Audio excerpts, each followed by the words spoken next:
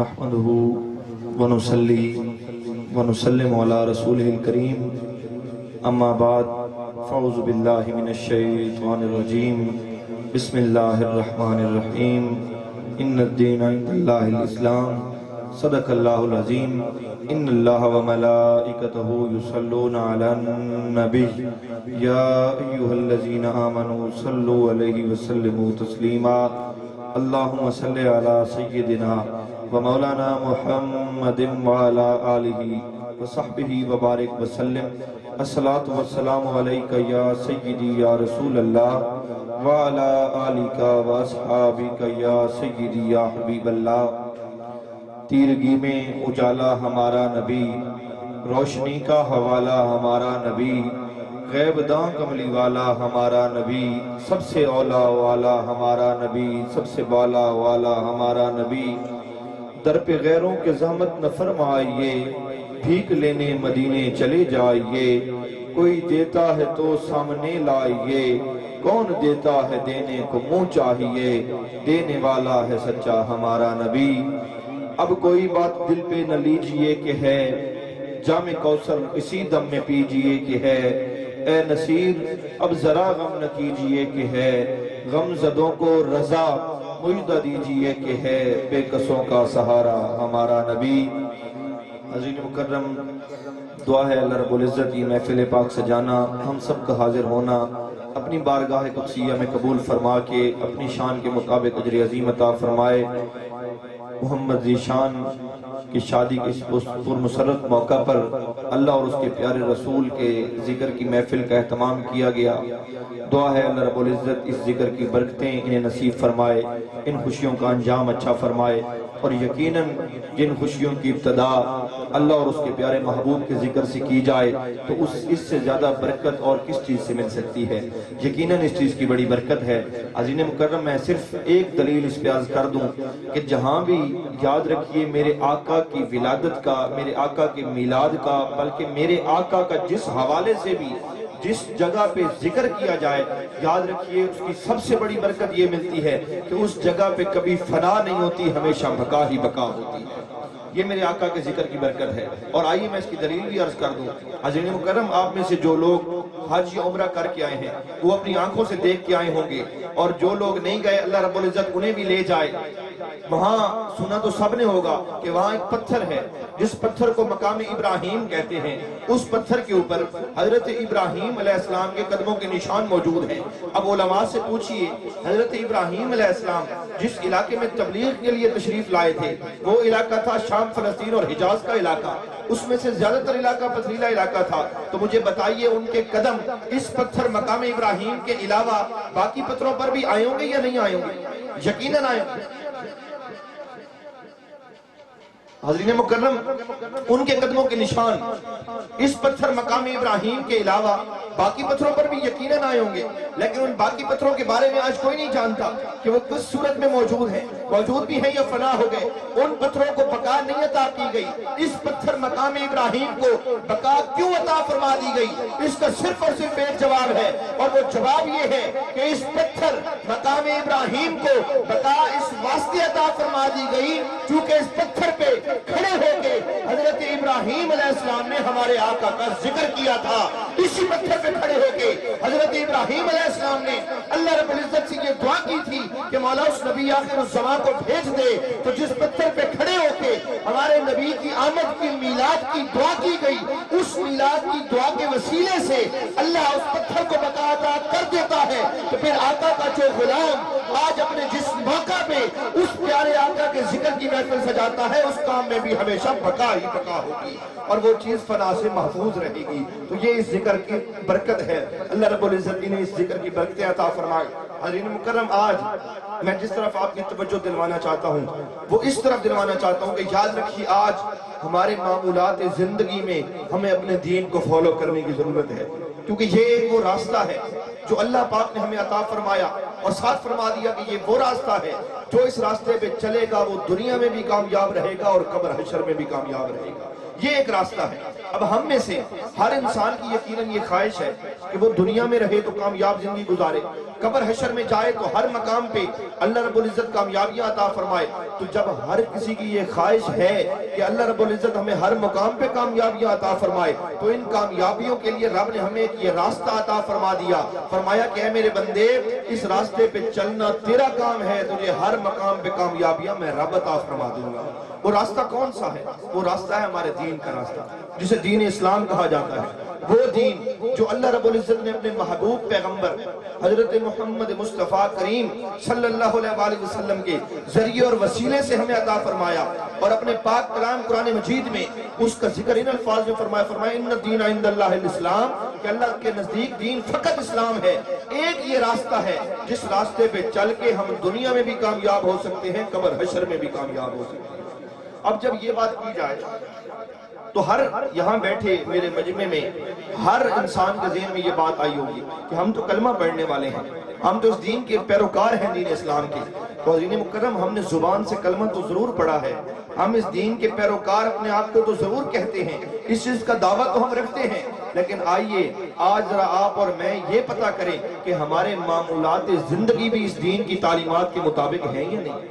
اگر تو ہمارے معمولات زندگی دین کی تعلیمات کے مطابق ہیں تو پھر تو ٹھیک ہے، ہم زبان سے بھی اقرار کر رہے ہیں اور عمل سے بھی اپنے آپ کو اسلام کا پیروکار ثابت کر رہے ہیں، لیکن اگر صرف ہم زبان سے دعویٰ کریں اسلام کا اور اگر ہمارا عمل تعلیمات اسلام سے ہٹ کے ہو تو پھر ہمیں اپنا عمل درست کرنے کی ضرورت ہے، ہمیں اپنا عمل اس دین کی تعلیمات کے مطابق کرنے کی ضرورت ہے۔ اور اس کے لیے میں اگر عرض کرنا چاہوں نا حضرین مکرم، وہ سارا دین تو بہت وسیع دین ہے، اگر میں عرض کرنا چاہوں تو جو اس دین کی بنیاد ہے نا، جو اس دین کی بنیاد ہے، اگر ہم بالعموم پورے معاشرے کو دیکھیں تو آج ہمارا اس دین کی بنیاد کے ساتھ بھی تعلق نہ ہونے کے برابر ہے۔ اس دین کی بنیاد کیا ہے؟ میرے آقا کی حدیث مبارکہ ہے، بخاری شریف میں موجود ہے، میرے آقا نے فرمایا بنی الاسلام علی خمس، اسلام کی بنیاد 5 چیزوں پر ہے۔ یا رسول اللہ کون سی 5 چیزیں؟ فرمایا توحید و رسالت کی گواہی، نماز، روزہ، حج، زکوٰۃ، یہ 5 چیزیں وہ ہیں جو اس دین کی بنیادیں ہیں، جو دین اللہ نے تمہاری دنیا اور آخرت کی کامیابی کے لیے تمہیں عطا فرمایا ہے۔ اب یہ 5 چیزیں توحید و رسالت کی گواہی، نماز، روزہ، حج، زکوٰۃ، یہ 5 چیزیں اس دین کی بنیادیں ہیں جو دین اللہ رب العزت نے ہماری دنیا، قبر اور حشر کی کامیابی کے لیے ہمیں عطا فرمایا۔ عزیزان مکرم، ہم اگر دیکھیں تو ہم میں سے میں کہوں گا بمشکل 2-4% لوگ ایسے ہوں گے جن کا دین کی بنیادوں کے ساتھ تعلق مضبوط ہے۔ تو آج اس دور میں جب ہمارا تعلق اس دین کی بنیادوں کے ساتھ بھی نہ ہونے کے برابر ہے تو پھر ہم کس منہ سے اپنے آپ کو مسلمان کہتے ہیں اور کس منہ سے کہتے ہیں کہ ہم قبر حشر میں کامیاب ہو جائیں گے؟ بھائی وہاں کامیابی کی صورت تو فقط یہی ہے کہ ہمارا عمل اس دین کی تعلیمات کے مطابق ہو۔ تو سب سے پہلے ہمیں دین کی ان بنیادوں کے ساتھ اپنا رشتہ مضبوط کرنا ہوگا، دین کی ان بنیادوں کے ساتھ ہمیں اپنا تعلق مضبوط کرنا ہوگا۔ اور پھر یاد رکھیے، جب دین کی ان بنیادوں کے ساتھ تعلق مضبوط ہو جائے پھر بھی یہاں کے رک نہیں جانا، پھر یہ نہیں سمجھنا کہ بس سارے دین کے عمل ہو گیا، نہ، یہ چیزیں دین کی بنیادیں ہیں، ان کا وہی کردار ہے دین اسلام میں جو کسی عمارت میں بنیاد کا ہوتا ہے کہ اگر بنیاد نہ بنائی جائے تو عمارت کا وجود ہی ممکن نہیں، اور صرف بنیاد بنا کر بھی یہ نہیں کہا جا سکتا کہ ہم نے ساری عمارت تیار کر لی۔ بنیاد ہے، سب سے پہلے بنیاد کو پکا کرنا ضروری ہے۔ جب دین اسلام کی بنیاد کے ساتھ نسبت پکی ہو جائے پھر اس کے بعد دین کی اگلی عمارت پہ کام جاری کرنا ہے۔ اور آئیے میں آپ کے سامنے عرض کروں، ہمارے دین کی وہ اگلی ساری کی ساری عمارت جو اللہ کی مخلوق کے حقوق کو کرے، اور اس چیز کو آج ہم اپنا دین اور شریعت سمجھنے کے لیے تیار ہیں۔ آپ ذرا غور کریں نا، آقا کریم نے یہ جو توحید و رسالت کی گواہی، نماز، روزہ، حج، زکوٰۃ، ان چیزوں کو دین کی بنیادیں کیوں قرار دیا؟ دین کی بنیادیں کیوں قرار دیا؟ آپ کبھی غور کریں اس میں۔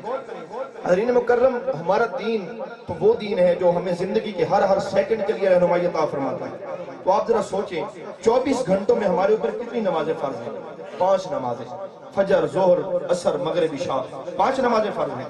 5 نمازوں کی کل رکعتوں کو ملائیں تو کتنی رکعتیں بنتی ہیں؟ وہ 48 رکعتیں بنتی ہیں۔ تو آپ کبھی حساب لگائیں، 24 گھنٹوں میں آپ پہ فرض ہیں مقررہ وقت میں 48 رکعتیں۔ اب آپ نے 48 رکعتیں پڑھنی ہوں 24 گھنٹوں میں تو آپ کو زیادہ سے زیادہ کتنا وقت لگ جائے گا؟ 1 گھنٹے کا وقت لگ جائے گا۔ تو آپ نے کبھی سوچا ہے کہ 24 گھنٹوں میں سے 1 گھنٹہ تو ہم نے نمازیں پڑھ لی، باقی 23 گھنٹے کی ہماری عبادت کون سی ہے؟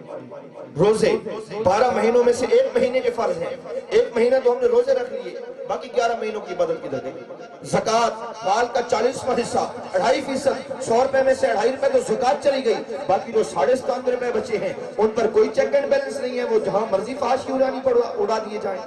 حج صاحب استطاعت پہ زندگی میں ایک مرتبہ فرض ہے، تو کیا جس نے زندگی میں ایک بار حج کر لیا اس کی ساری زندگی دین کے تابع ہو گئی؟ نہ، اسی لیے ان کو دین کی بنیادیں قرار دیا، فرمایا یہ ان کا دین میں وہی کردار ہے جو کسی عمارت میں بنیاد کا ہوتا ہے۔ سب سے پہلے ان کے ساتھ تعلق مضبوط ضروری ہے، جس وقت ان کے ساتھ تعلق مضبوط ہو جائے پھر اس کے بعد دین کی اگلی عمارت پہ کام جاری کرنا ہے، اور وہ دین کی اگلی ساری کی ساری عمارت اللہ کی مخلوق کے حقوق کی، اور اس چیز کو آج ہم اپنا دین اور شریعت سمجھنے کے لیے تیار نہیں۔ حضرین مکرم، یہاں کئی میرے نوجوان بھائی تشریف فرما ہیں، مجھے بتائیے آج ہم میں سے کتنے لوگ ایسے ہیں جو والدین کے حقوق یہ سمجھ کے پورے کرتے ہیں کہ ہمارے دین اور شریعت کا حکم ہے؟ پہلی تو بات ہے پورے کوئی نہیں کرتا اس دور میں، اور اگر کوئی پورے کرے بھی صحیح تو وہ دین اور شریعت سمجھ کے نہیں بلکہ دنیا داری سمجھ کے کرتا ہے۔ یاد رکھیے والدین کے حقوق العباد کے چیپٹر میں، حقوق العباد کے باب میں ہماری شریعت نے سب سے زیادہ اہمیت اگر دی ہے تو والدین کے حقوق کو دی۔ دیکھیے نا کتنی سختی فرمایا والدین کو اف تک نہ کہو۔ اس سے مراد کیا ہے والدین کو اف تک نہ کہو؟ آپ نے یہ فرمان علماء کی زبانوں سے کئی مرتبہ سنا ہوگا، لیکن آئیے آج میں آپ کو اس کی تفصیل عرض کروں، اس سے مراد کیا ہے والدین کو اف تک نہ کہو۔ امام فخر الدین رازی انہوں نے اس کی بڑی خوبصورت تفصیل لکھی ہے، وہ لکھتے ہیں کہ اس سے ایک مراد یہ ہے جب والدین بوڑھے ہو جائیں، محتاجی کی صورت ہو تو اکثر و بیشتر ایسا ہوتا ہے ان کا بولو براز ان کے چارپائی پہ نکل جاتا ہے، اور ان کی اولاد وہ گندگی اور غلاظت صاف کرتے ہوئے اس گندگی اور غلاظت کی بدبو سے بچنے کے لیے اپنے ناک پہ کپڑا رکھ لیتی ہے۔ ہماری شریعت کا یہ حکم ہے کہ اپنے والدین کی گندگی اور غلاظت صاف کرتے ہوئے بھی ناک پہ کپڑا نہ رکھا جائے۔ بے شک ناک پہ کپڑا رکھنا والدین سے نفرت کی علامت نہیں، اس گندگی اور غلاظت سے نفرت کی علامت ہے، لیکن پھر بھی ناک پہ کپڑا نہ رکھا جائے کیونکہ والدین بوڑھے ہیں، ہو سکتا ہے تمہارے اس عمل سے ان کی دل آزاری ہو جائے کہ آج ہماری اولاد ہمارے سے نفرت کر رہی ہے۔ اس قدر ہماری شریعت نے والدین کے حقوق کے لیے سختی کی ہے، لیکن آج ہم اس کو شریعت کا حصہ سمجھنے کے لیے تیار ہیں۔ حضرین مکرم، اس سے دوسرا مراد امام فخر الدین رازی کیا لکھتے ہیں؟ وہ لکھتے ہیں کہ اس سے دوسرا مراد یہ ہے کہ آپ کے کپڑوں پہ مٹی لگ جائے، آپ کے جسم پہ کہیں مٹی لگ جائے اور آپ کو مٹی صاف کرنے کے لیے منہ سے جو پھونک مارتے ہیں اس پھونک کو اف کہا جاتا ہے۔ وہ فرماتے ہیں کہ آپ کے منہ سے اتنی پھونک اتنی آواز بھی ایسی نہیں نکلنی چاہیے جو آپ کے والدین کو ناپسند ہو۔ یہ ہماری شریعت نے والدین کے حقوق بیان کیے، لیکن آج ہمارا کتنا ان سے تعلق مضبوط ہے۔ حضرین مکرم، یاد رکھیے قبر حشر میں جا کے ہمیں ان چیزوں کا جواب دینا پڑے گا۔ آج خوشی کے اس پر مسرت موقع پر میں آپ تک یہ پیغام پہنچانا ضروری سمجھتا ہوں کہ آج ہمارے معمولات زندگی ہمارے دین کی تعلیمات سے بہت دور ہے۔ آج ہمیں اپنے معمولات زندگی اپنے دین کی تعلیمات کے مطابق کرنے ہوں گے اگر ہم دنیا قبر اور حشر میں کامیابی چاہتے ہیں۔ حضرین مکرم، یہی والدین کے حقوق آپ دیکھیے، اگر آپ اپنے اکابرین کی زندگیوں کو پڑھیے، آئیے میں اس میں سے ایک واقعہ عرض کرتا چلوں۔ میرے آقا کے شہزادے، جنت کے سردار حضرت سیدنا امام حسن رضی اللہ تعالیٰ عنہ، آپ نے اپنی پوری زندگی میں کبھی بیٹھ کر اپنی والدہ ماجدہ حضرت طیبہ طاہرہ حضرت سیدہ فاطمہ الزہرا رضی اللہ تعالیٰ عنہ کے ساتھ بیٹھ کے کھانا نہیں کھایا۔ ایک دن سیدہ کائنات فرمانے لگی حضرت امام حسن سے، اے حسن تم میرے بیٹے ہو، میرا بھی دل کرتا ہے کہ میرے ساتھ بیٹھ کے کھانا کھاؤ، لیکن آج تک کبھی میرے ساتھ بیٹھ کے کھانا نہیں کھایا، اس کی کیا وجہ ہے؟ حضرت امام حسن عرض کرتے ہیں، اماں جان میرا بھی دل کرتا ہے کہ میں آپ کے ساتھ بیٹھ کے کھانا کھاؤں، لیکن میرے دل میں یہ خوف آتا ہے کہ ہو سکتا ہے آپ اور میں ایک روٹی سے کھا رہے ہوں اور اس روٹی کا کوئی نوالا کوئی لقمہ ایسا ہو جو آپ توڑ کے کھانا چاہتی ہوں، اور آپ کے وہ لقمہ توڑنے سے پہلے اگر میں وہ نوالا توڑ کے کھا لوں تو یہ بھی میں اپنی والدہ کی گستاخی اور بے ادبی سمجھتا ہوں۔ یہ ہمارے اکابرین کی زندگیاں ہیں اور آج ہم ان سے کتنا دور جا چکے ہیں۔ حضرین مکرم، آج ہمیں ہر فرد کو اپنی اصلاح کی ضرورت ہے۔ یاد رکھیے آج ہر فرد کو اپنی اصلاح کی ضرورت ہے۔ میرے آقا کے ایک صحابی آقا کریم کی بارگاہ میں حاضر ہوتے ہیں، حاضر ہو کے عرض کرتے ہیں، یا رسول اللہ میرے حسن سلوک کا سب سے زیادہ حقدار کون ہے؟ فرمایا تیری ماں۔ عرض کی آقا پھر؟ فرمایا تیری ماں۔ تیسری دفعہ صحابی نے پوچھا آقا پھر؟ میرے آقا نے فرمایا تیری ماں۔ چوتھی دفعہ صحابی نے پوچھا، میرے آقا نے فرمایا تیرا والد۔ علماء کرام نے اس آقا کے فرمان کی تفصیل میں یہ لکھ دیا ہے کہ آقا کریم نے 3 مرتبہ والدہ کا اس لیے کہا ہے کہ بچے کے پیٹ میں آنے سے لے کے پھر اس کی پیدائش اور پھر اس کے بڑے ہونے تک جتنی اس بچے کے لیے اس کی ماں تکلیفیں برداشت کرتی ہے کائنات میں کوئی برداشت نہیں کرتا، تو پھر اس بچے کی حسن سلوک کا سب سے زیادہ حقدار ٹھہرایا ہماری شریعت نے تو اس بچے کی ماں کو۔ یہ ہمارے دین کی تعلیمات ہیں، یہ ہماری شریعت کی تعلیمات ہیں، آج ہمیں ان پر غور کرنا ہوگا۔ آئیے حاضرین مکرم، اس کے بعد میں ایک اور چیز پہ آپ کی توجہ دے رہا ہوں اور پھر اس کے بعد ہی میں اپنی گفتگو کو سمیٹنے کی طرف لے آؤں۔ حاضرین مکرم، والدین کے حقوق کے بعد پھر حقوق العباد کے چیپٹر میں یتیم کے حقوق کو بڑی اہمیت دی گئی ہے، اور آج ہم اس چیز کا بھی خیال نہیں رکھتے۔ یاد رکھیے اپنے خوشیوں کے موقعوں پہ اگر آپ کے رشتہ داروں میں، آپ کے ہمسایوں میں کوئی بچہ اگر یتیم ہے نا، اس کے سر پہ دست شفقت ضرور رکھا کریں، اس کو اپنی خوشیوں میں شامل ضرور کیا کریں۔ آپ یہ کر کے دیکھیں، پھر دیکھیں اللہ پاک آپ کو برکتیں کتنی عطا فرماتا ہے۔ آپ یہ کر کے تو دیکھیں، یتیم کے سر پہ دست شفقت رکھنا یہ عمل رب کو بڑا محبوب ہے، اور جو دست شفقت نہیں رکھتا رب اس سے ناراض ہو جاتا ہے۔ دیکھیے نا، یہ میں نہیں کہہ رہا، اللہ کا قرآن ہمیں یہ بتا رہا ہے۔ اللہ پاک نے اپنے پاک کلام قرآن مجید میں فرمایا ارائیت الذی یکذب بالدین فذلک الذی یدعو الیتیم ولا یحض علی طعام المسکین۔ رب فرماتا ہے تم نے اس شخص کو نہیں دیکھا جو میرے دین کو جھٹلا رہا ہے۔ مولا کون شخص ہے جو تیرے دین کو جھٹلا رہا ہے؟ فرمایا وہ شخص جو یتیم کے سر پہ دست شفقت نہیں رکھتا اور کسی بھوکے کو، مسکین کو کھانا نہیں کھلاتا، وہ میرے نزدیک ایسا ہے جیسے میرے دین کا انکار کرنے والا ہے۔ کتنے سخت الفاظ میں رب نے فرمایا، لیکن آج ہم اس چیز کو دین اور شریعت سمجھنے کے لیے تیار نہیں۔ حضرین مکرم، ہمیں قبر حشر میں اس چیز کا جواب دینا پڑے گا، اور میں نے عرض کیا نا کہ آپ اپنی خوشیوں میں ان یتیموں کو کبھی شامل کر کے دیکھیں، پھر دیکھیں اللہ پاک آپ کو برکتیں کتنی عطا فرماتا ہے۔ حضرین مکرم، یتیم کے حوالے سے ہماری شریعت نے کتنی سختی فرمائی۔ ایک شریعت کا مسئلہ عرض کروں اور میں ذمہ دار ہوں اس مسئلے کا۔ ہماری شریعت کا یہ مسئلہ ہے، ہماری شریعت کا یہ حکم ہے۔ ہماری شریعت کہتی ہے کہ اگر کہیں آپ کا بچہ کھیل رہا ہو اور آپ کے بچے کے ساتھ اگر کوئی یتیم بچہ بھی کھیل رہا ہو تو ہماری شریعت کا یہ حکم ہے کہ اس یتیم بچے کے سامنے اپنے بیٹے کو بیٹا کہہ کر نہ پکاریں، بلکہ اسے اس کے نام سے پکاریں۔ کیوں؟ ہو سکتا ہے آپ اس یتیم بچے کے سامنے اپنے بیٹے کو بیٹا کہیں اور اس یتیم کی دل آزاری ہو جائے کہ آج میرا والد بھی ہوتا تو مجھے یہاں کے بیٹا آ کے کہہ کے پکارتا۔ فرمایا اس یتیم کے سامنے اپنے بیٹے کو بیٹا کہہ کر نہیں پکارنا، نام سے پکارنا ہے۔ گھر جا کے جتنا پیار کر سکتے ہو اتنا پیار کرو۔ یہ ہماری شریعت نے ہمیں اصول دیا ہے زندگی گزارنے کا۔ آج ہمیں ان پہ غور کرنے کی ضرورت ہے۔ دیکھیے ہمارے کتنے خوشی کے موقع آتے ہیں، ہماری عیدیں آتی ہیں۔ اب آپ اپنے عمل کو بھی دیکھیں، میں سمیت ہر بندہ اپنے عمل کو بھی دیکھے اور پھر اپنے پاک نبی کی سیرت کو بھی دیکھے۔ تاریخ کے اوراق پہ نا ایک واقعہ بڑا قابل ذکر ہے، میں وہ عرض کرتا چلوں۔ تاریخ کے اوراق پہ یہ واقعہ ہر مورخ نے لکھا ہے، الفاظ تھوڑے مختلف ہیں، کسی نے کچھ لکھے کسی نے کچھ لکھے، مفہوم اس واقعے کا ایک ہے۔ وہ فرماتے ہیں کہ لکھتے ہیں کہ عید کا دن تھا، تاجدار کائنات عید کی نماز ادا کرنے کے لیے مسجد میں تشریف لے جا رہے تھے۔ راستے میں دیکھتے ہیں کہ ایک چھوٹا سا بچہ بیٹھ کے رو رہا ہے۔ میرے آقا نے اسے بلایا، پیار کیا، فرمایا بچے آج تو عید کا دن ہے، خوشی کا دن ہے، خوشی کے دن یہ تمہارے آنسو کیسے؟ وہ بچہ عرض کرتا ہے آقا میرے والد فوت ہو گئے تھے، میری والدہ نے کسی اور مرد سے شادی کر لی تھی، اور جس مرد سے شادی کی تھی نا اس نے مجھے اپنے گھر سے بے دخل کر دیا ہے، اس نے مجھے اپنے گھر سے نکال دیا ہے۔ تو آقا میں تو اس غم میں بیٹھا رو رہا ہوں کہ اب میرے پاس تو کوئی سر چھپانے کے لیے چھت بھی موجود نہیں، میرے پاس تو دنیا میں کوئی رشتہ ہی موجود نہیں۔ قربان جائیے آقا کی سیرت پہ، فرمانے لگے بیٹا غم نہ کرو، اے بچے غم نہ کرو، جس کا اس دنیا میں اور کوئی نہیں، رب نے محمد کو انہی کے لیے تو بھیجا ہے۔ بچے کو پیار کیا، گھر لے گئے، اسے نہلوانے کا اہتمام کیا، اس کے نئے کپڑوں کا اہتمام کیا۔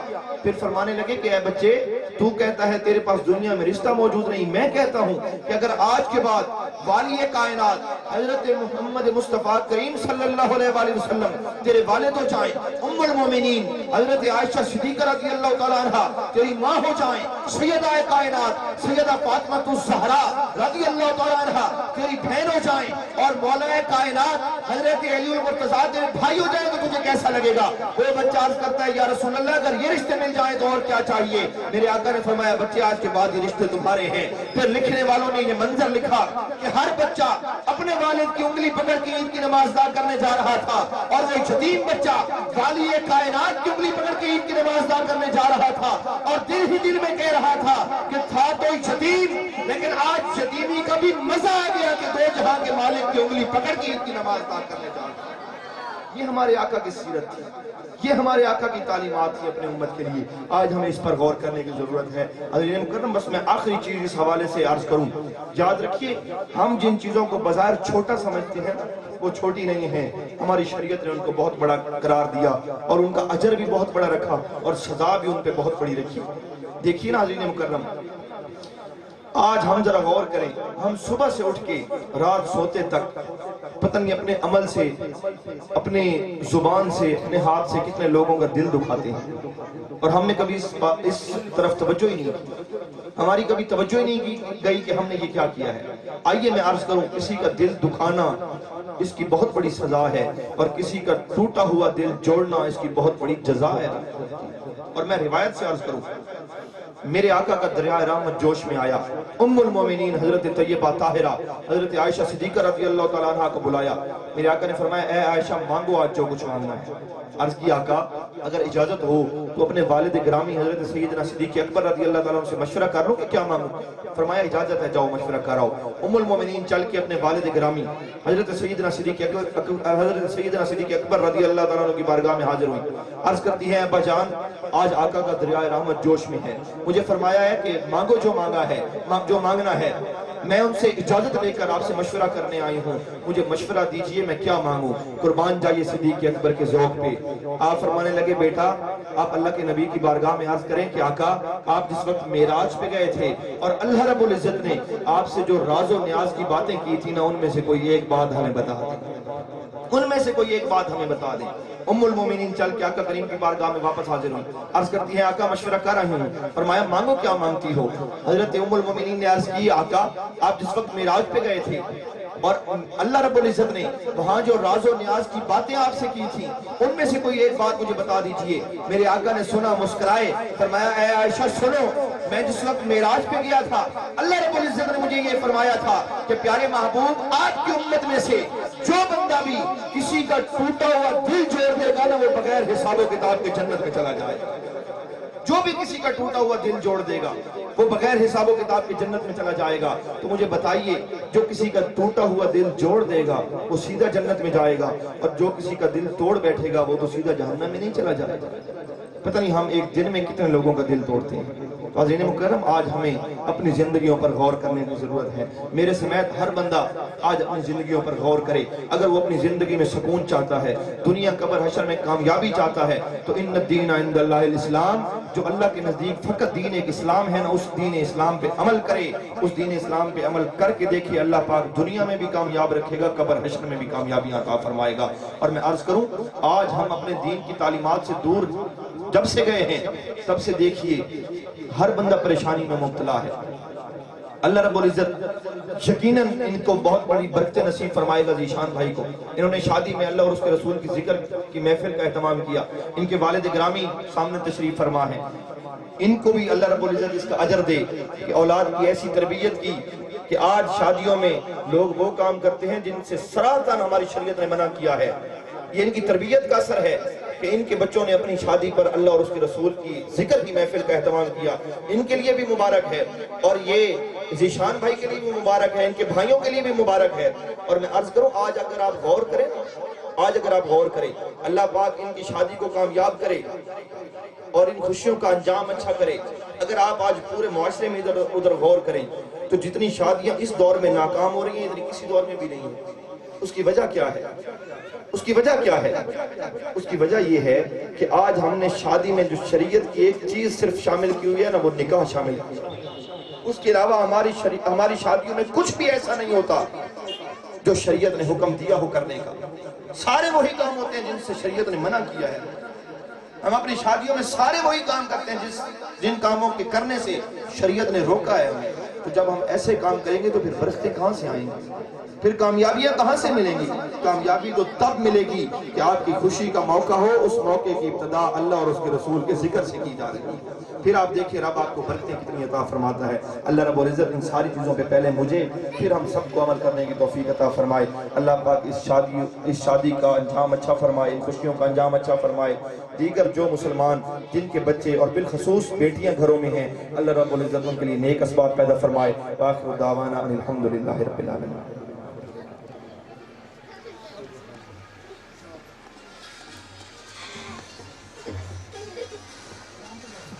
صلاۃ والسلام کے لیے کھڑے ہو جائیں۔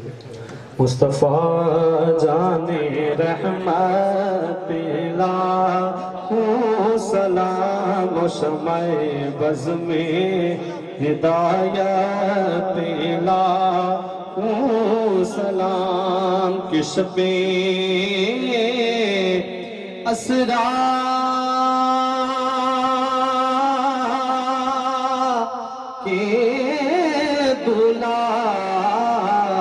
کے دائم درود شب اسرا کے دولا پہ دائم درود نوشائے بزم جنت پہ لاکھوں سلام مصطفیٰ جان رحمت پہ لاکھوں سلام شمع بز میں ہدایت پہ لاکھوں سلام۔ اور اتنا دیتے ہیں بھر جاتی ہیں جھولیاں، اتنا دیتے ہیں بھر جاتی ہیں جھولیاں، اتنا دیتے ہیں بھر جاتی ہیں جھولیاں، ان کے جود و سخاوت پہ لاکھوں سلام مصطفیٰ جان رحمت پہ لاکھوں۔ اور پیارا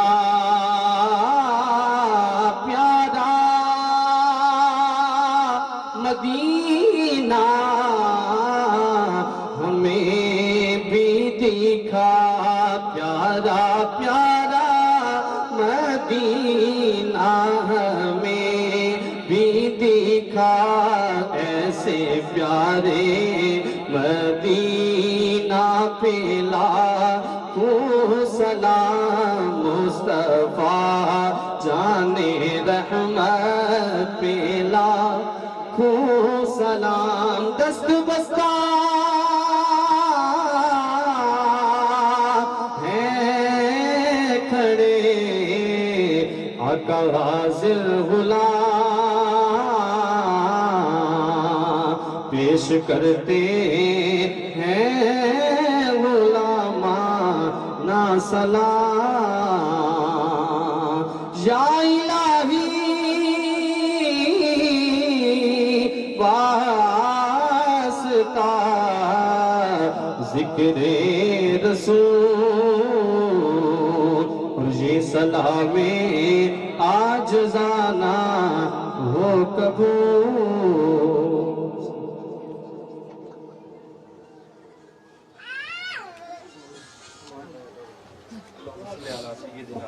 مولانا محمد وعلی آلہ وصحبہ وبارک وسلم۔ یا اللہ تیرے اور تیرے محبوب کے ذکر کی محفل کا اہتمام کیا گیا، یا اللہ اس شادی میں ذکر کی برکتیں نصیب فرما، یا اللہ ان شادیوں کا ان خوشیوں کا انجام اچھا فرما، یا اللہ جو بھی دور و نزدیک سے چل کے اس خوشی کے موقع پہ تیرے اور تیرے محبوب کے ذکر کی اس محفل میں شامل ہوئے، ہم سب کے صغیرہ کبیرہ گناہوں کو معاف فرما، یا اللہ ہمارے معمولات زندگی دین اسلام کی تعلیمات کے مطابق ہمیں چلانے کی توفیق عطا فرما، یا اللہ ذیشان بھائی کو خوشیاں عطا فرما، انہوں نے اپنی شادی کی ابتدا تیرے اور تیرے محبوب کے ذکر کی محفل سے کی ہے، یا اللہ اس ذکر کی محفل کی برکتیں نصیب فرما، اس شادی کا انجام اچھا فرما، ان خوشیوں کا انجام اچھا فرما، یا اللہ دیگر جتنے مسلمانوں کے بچے اور بالخصوص بچیاں گھروں میں ہیں انہیں اپنے فرائض ادا کرنے کی توفیق عطا فرما۔ یا اللہ ہر مسلمان کے ہر نیک کام میں اپنا کرم اپنا فضل شامل حال فرما۔ یا اللہ ہم سب کے صغیرہ کبیرہ گناہوں کو معاف فرما۔ ربنا آتنا فی الدنیا حسنۃ وفی الآخرۃ حسنۃ وقنا عذاب النار۔ صلی اللہ تعالی علی خیر خلق محمد وعلی آلہ وصحبہ۔